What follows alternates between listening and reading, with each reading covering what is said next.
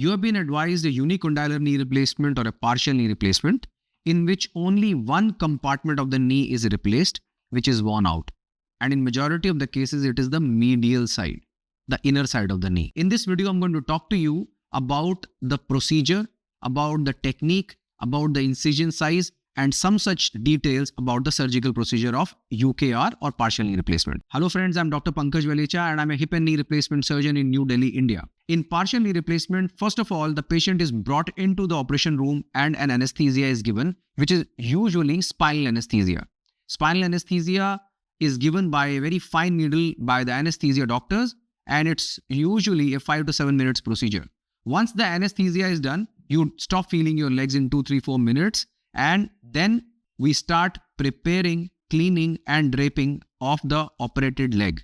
Once the anesthesia is done, the team starts to clean and drape the limb which has to be operated and the knee which has to be operated. The positioning of the leg is usually on a leg holder, although it can be done on a normal table also. But we prefer to do it on a leg holder because it gives us better feel of the implants when we are putting them in the knee. The incision size is usually between 7 cm to 10 cm and it is much smaller than a total knee replacement surgery incision, which is 15 cm or more in majority of the cases.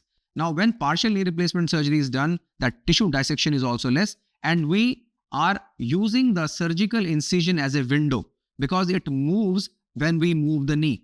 So we check the worn out compartment first, but we also check the outer compartment or the lateral compartment to see if it has any damage whatsoever. Because if the lateral compartment is damaged or the patellofemoral joint is damaged, then unicompartmental surgery is not done. Please remember, whenever we go to do a UKR for a patient, we also have a consent for a total knee replacement surgery. After thoroughly examining the knee joint, once we have decided that we are doing a partial knee replacement, that's when we expose the inner compartment or the worn out compartment and remove the dead bone from there. And whatever bone is removed, that is replaced by the partial knee replacement components, which is usually not very big. It's a very small component, as you can see here.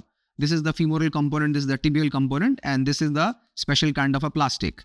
So once nearly 3 mm of bone is taken on the femoral side and 3 mm of bone is taken on the tibial side, and a 3 mm plastic is put inside the two components. Usually it is 9 mm, sometimes it can be 10 mm. So that's all we are changing. And when that happens, the pain which was coming because of the worn out inner compartment where the bone was grinding onto the bone, that pain goes away and the incision size is smaller. Due to the minimally invasive nature of partial knee replacement surgery, the patients recover faster and they get back to their normal life much quicker as compared to a total knee replacement patient.